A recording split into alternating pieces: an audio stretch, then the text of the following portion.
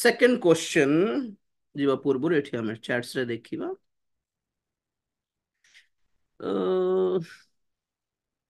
Right. उपदेशक 7:16 उपदेशक 7:16 लेखा अछि तुम अधिक धार्मिक हुओ नहीं। माथ्यू 5:20 रे अछि तुमे शास्त्री फारसी मानक ठारो अधिक धार्मिक न हेले स्वर्ग राज्य को जाई परिबो नहीं। उपदेशक नहीं।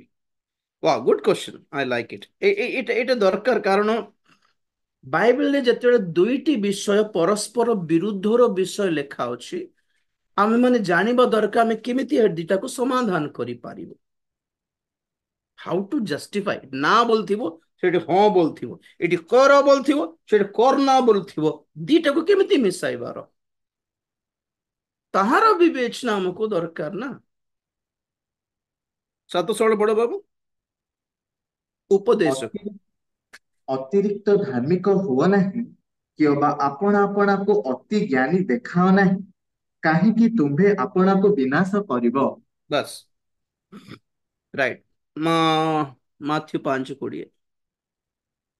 କାରଣ ମୁଁ ତୁମ୍ଭମାନଙ୍କୁ କହୁଅଛି, ତୁମ୍ଭମାନଙ୍କ ଧାର୍ମିକତା ଶାସ୍ତ୍ରୀ ଓ ଫାରୁସୀମାନଙ୍କ ଧାର୍ମିକତା ଅପେକ୍ଷା ଅଧିକ ବେଶୀ ନହେଲେ ତୁମ୍ଭେମାନେ କୌଣସି ପ୍ରକାରେ ସ୍ୱର୍ଗ ରାଜ୍ୟରେ ପ୍ରବେଶ କରିବ ନାହିଁ। बस ଆଉ ସେଇ ପ୍ରକାର ଆମର ପ୍ରକାଶିତ 22:10 ରେ ଯେ ଧାର୍ମିକ ସେ ଆହୁରି ଧାର୍ମିକ ହେଉ। ଏଠି କଣ ହିତୋପଦେଶ ଆଉ ଉପଦେଶକ କେ ଲେଖିଛନ୍ତି? ଜ୍ଞାନୀ ସୋଲୋମନ ଲେଖିଛନ୍ତି। ତ ସୋଲୋମନଙ୍କର ଜ୍ଞାନ କଣ? ସଂସାରର ଜ୍ଞାନ वर्ल्डली नॉलेज नहीं कि द्वितीय सॉरी प्रथम राजावली बोधे सॉरी प्रथम राजावली 4 अध्याय 4:29 29 30 31 बाबू। ଆହୁ- ଆହୁରି ପରମେଶ୍ୱର ସୋଲୋମନଙ୍କୁ ଅତିଶୟ ଜ୍ଞାନ ଓ ବୁଦ୍ଧି, ପୁଣି ସମୁଦ୍ର ତୀରସ୍ଥ ବାଲୁକା ନ୍ୟାୟ ମନର ବିସ୍ତୀର୍ଣ୍ଣତା ପ୍ରଦାନ କଲେ। ପୂର୍ବ ଦେଶୀୟ ଓ ମିଶ୍ରୀୟ ସମସ୍ତ ଲୋକଙ୍କର ସମୁଦାୟ ଜ୍ଞାନ ଅପେକ୍ଷା ସୋଲୋମନଙ୍କର ଜ୍ଞାନ ଅଧିକ ହେଲା, କାରଣ ସେ ସମସ୍ତ ଲୋକଙ୍କ ଠାରୁ ଇସ୍ରାହୀୟ ଏଥନ ଓ ମାହଲର ପୁତ୍ର ହେମନ ଓ କଲକୋଲ ଓ ଦର୍ଦା ଏମାନଙ୍କ ଠାରୁ ଅଧିକ ଜ୍ଞାନବାନ ଥିଲେ ଓ ଚତୁର୍ଦିଗସ୍ଥ ସକଳ ଗୋଷ୍ଠୀ ମଧ୍ୟରେ ତାଙ୍କର ସୁଖ୍ୟାତି ବ୍ୟାପିଲା। हम्म।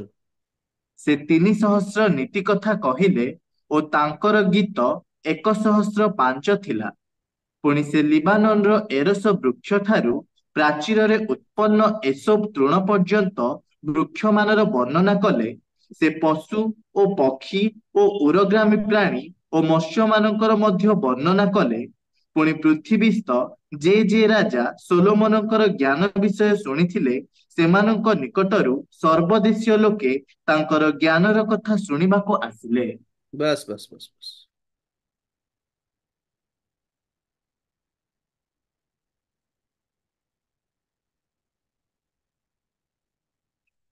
तो सोलोमन पाखे जो ज्ञान थिला कौन कौन थिला सेटा पड़ी? पूर्व देशीय लोक मानकर ज्ञान मिसरीय मानकर ज्ञान ठारो अधिक थिला। द वर्ल्ड रे जगत रे जेतिकी एजुकेशन अछि बहुत गुड़ाए भाषा जानिथिले सोलोमन। पशु पक्षी मानकर ज्ञान मानस ऑब्वियसली बायोलॉजी जूलॉजी गछ पत्र बॉटनी नहीं कि? अन्य अन्य अनेक प्रकार ज्ञान वर्ल्ड नॉलेज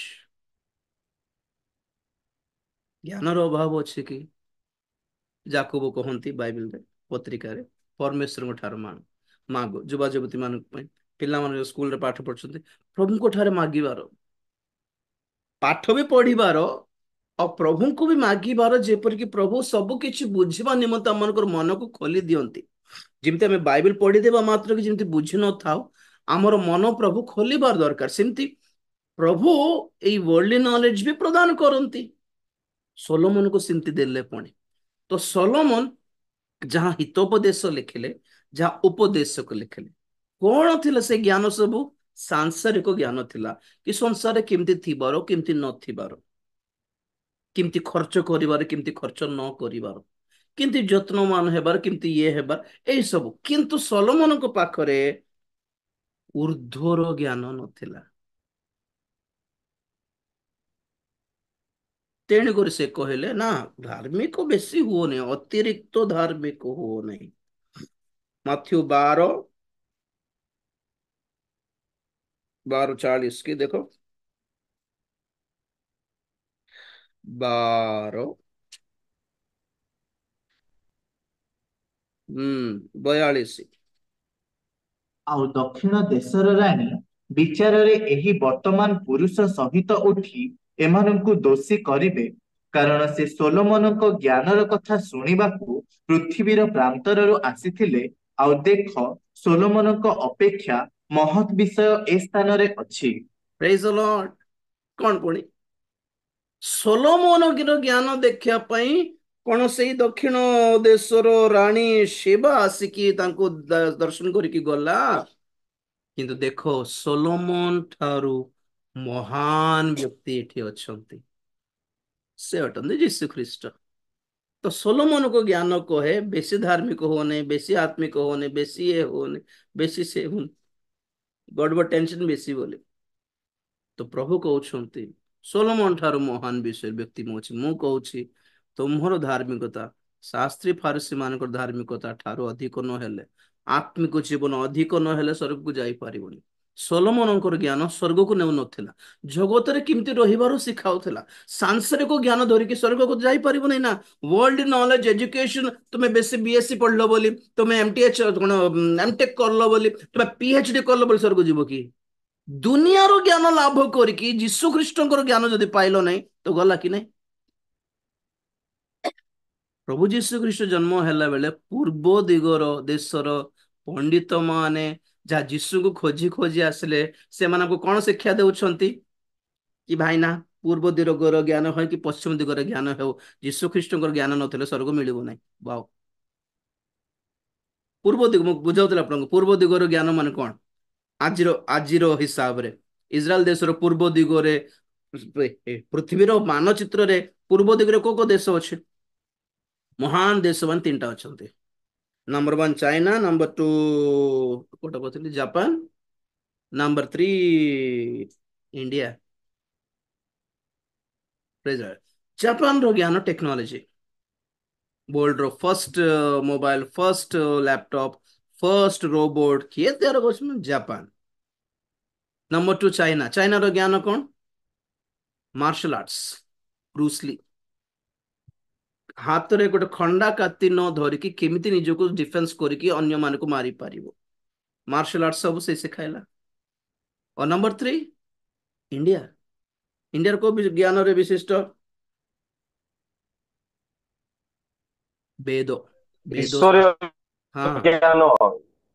वेद शास्त्र विज्ञ थिले इंडिया। ଈଶ୍ୱରଙ୍କର ଅନ୍ୱେଷଣ କରିବାର ମାଇଣ୍ଡ ଥିଲା। ବା, ଏଇ ସବୁ ଯେତିକି ବେଦ ଫେଦ ଶାସ୍ତ୍ର ସବୁ ବିଜ୍ଞ ଅଛେ।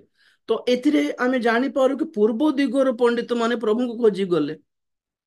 ତ ମୁଁ ଏକ୍ସାମ୍ପଲ ଦେଉଛି, ସେମିତି ଯେମିତି କହୁଛି ସେମିତି ଏକ୍ଜାକ୍ଟଲି ନୁହେଁ ଯେ ଏକ୍ସାମ୍ପଲ। ଧରନ୍ତୁ ଜାପାନର ଜଣେ ପଣ୍ଡିତ ଥିଲେ, ଚାଇନାର ଜଣେ ପଣ୍ଡିତ, ଭାରତର ଜଣେ ପଣ୍ଡିତ ଯାଇକି ପ୍ରଭୁଙ୍କୁ ଖୋଜି ଆସିଲେ। ସେମାନେ କଣ ବୁଝାଉଛନ୍ତି ଆମମାନଙ୍କୁ, ମାନେ ଭାଇନା ତୁମେ ଯେତିକି ଟେକ୍ନୋଲୋଜି ପାଇଲେ ମଧ୍ୟ ପାପରୁ ରକ୍ଷା, ଦଣ୍ଡରୁ ରକ୍ଷା ପାଇବା ପାଇଁ, ପାତାଳରୁ ରକ୍ଷା ପାଇବା ପାଇଁ ଯୀଶୁ ଖ୍ରୀଷ୍ଟଙ୍କର ଜ୍ଞାନ ତୁମକୁ ଦରକାର। ତେଣୁକରି ସେମାନେ ବି ଯୀଶୁକୁ ଖୋଜି ଗଲେ। नंबर 2, तुम जिते मार्शल आर्ट्स, तुम जिते कुंफु कराटे शिखिले मध्य तुम शत्रु को मारी पारिबो किंतु शैतान को मारी पारिबो नहीं।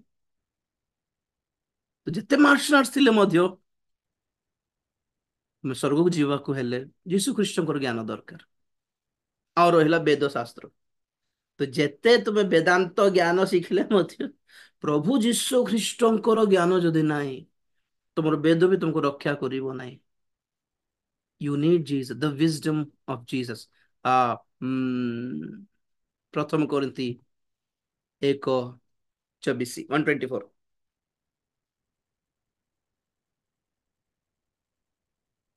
କିନ୍ତୁ ଯିହୁଦୀ ହେଉ ବା ଗ୍ରୀକ ହେଉ, ଯେଉଁମାନେ ଆହୁତ ସେମାନଙ୍କ ନିମନ୍ତେ ଖ୍ରୀଷ୍ଟ ଈଶ୍ୱରଙ୍କ ଶକ୍ତି ଓ ଈଶ୍ୱରଙ୍କ ଜ୍ଞାନ ସ୍ୱରୂପ ଅଟନ୍ତି। Praise the Lord. ଯୀଶୁ ଖ୍ରୀଷ୍ଟ କିଏ? He is the power and he is the wisdom. ଆମେ କିଏ? ଆମେ ବେଶୀ ପାଠ ପଢିନୁ ଆଜ୍ଞା, ଆମ ପାଖରେ ବେଶୀ ପଇସା ନାହିଁ ଆଜ୍ଞା, ଆମ ପାଖରେ ବଡ ବଡ ଲୋକ ନାହାନ୍ତି ଆଜ୍ଞା ଆମ ପଛରେ ଆମକୁ ସପୋର୍ଟ ପାଇଁ। ତଥାପି ଆମେ ବଳବାନ, ଆମର ବଳ ଯୀଶୁ। ଆମେ ଧନବାନ, ଆମର ଧନ ଯୀଶୁ। ଆମେ ଜ୍ଞାନବାନ, ଆମର ଜ୍ଞାନ ଯୀଶୁ।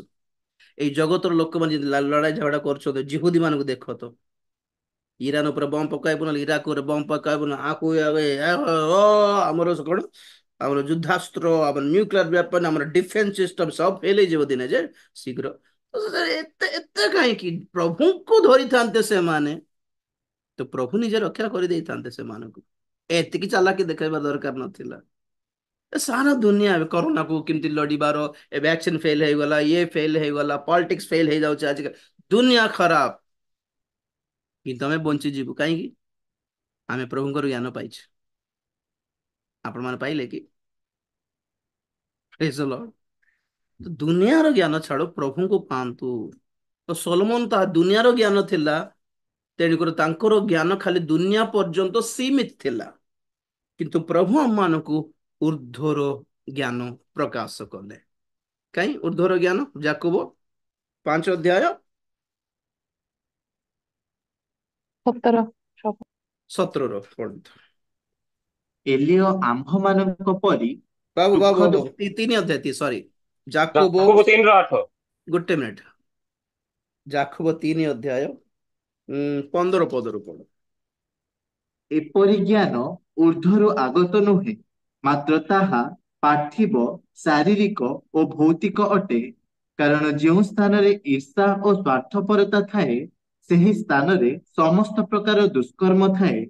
କିନ୍ତୁ ଊର୍ଦ୍ଧ୍ୱରୁ ଆଗତ ଜ୍ଞାନ ପ୍ରଥମରେ ପବିତ୍ର, ଦ୍ୱିତୀୟରେ ଶାନ୍ତିପ୍ରିୟ, ମୃଦୁଶୀଳ, ବାଧ୍ୟ, ଦୟା ଓ ଉତ୍ତମ ଫଳରେ ପରିପୂର୍ଣ୍ଣ, ସନ୍ଦେହ ଶୂନ୍ୟ ଓ ନିଷ୍କପଟ। ବସ୍, ସାଂସାରିକ ଜ୍ଞାନରେ କଣ ଥାଏ ପୁଣି? ଏପରି ଜ୍ଞାନ ଊର୍ଦ୍ଧ୍ୱରୁ ଆଗତ ନୁହେଁ, ମାତ୍ର ତାହା ପାର୍ଥିବ, ଶାରୀରିକ, ଭୌତିକ। ଊର୍ଦ୍ଧ୍ୱର ଜ୍ଞାନ, 4 ପ୍ରକାର ଜ୍ଞାନର କଥା ଲେଖା ଅଛି। କଣ କଣ କଣ କଣ ଏଟା? ପାର୍ଥିବ, ସାଂସାରିକ ବୋଲି ଅର୍ଥ।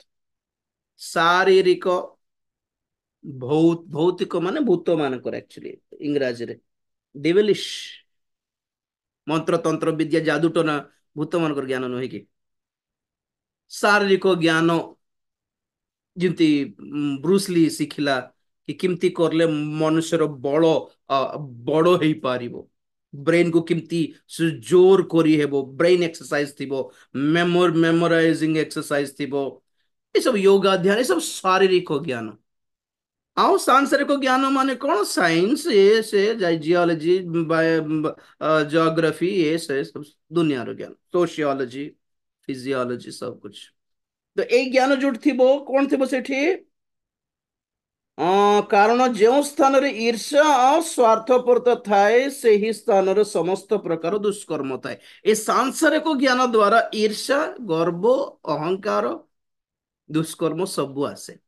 କିନ୍ତୁ ଊର୍ଦ୍ଧ୍ୱର ଯେଉଁ ଜ୍ଞାନ ଆସିବ, ସେଟା କଣ ଆଣେ ପୁଣି? ସେଥିରେ କଣ କଣ ଥାଏ? 7ଟା ଫଳ ଥାଏ।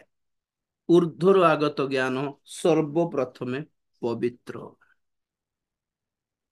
ଆପଣ ବେଶୀ ପାଠ ପଢୁନାହାନ୍ତି, କିନ୍ତୁ ପବିତ୍ରତା ରକ୍ଷା କରୁଛନ୍ତି କି?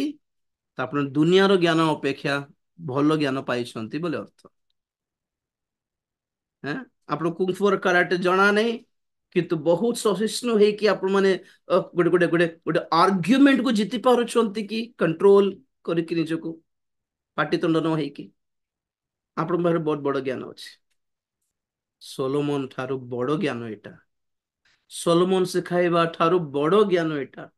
ଦୁନିଆର ଜ୍ଞାନ ଠାରୁ ବଡ ଜ୍ଞାନ ଏଇଟା, କି ଆମ୍ଭ ମାନଙ୍କୁ ପବିତ୍ର ଜୀବନ ଶିଖାଉଛି, ଆମ୍ଭ ମାନଙ୍କୁ ସ୍ୱର୍ଗକୁ ନେଉଛି। ଆଉ ସେ ଜ୍ଞାନର ନାମ ଅଟେ ଯୀଶୁ ଖ୍ରୀଷ୍ଟ। ଓକେ, ଏଟା କ୍ଲିୟର ହେଲା ବୋଲି ଆଶା କରୁଛି।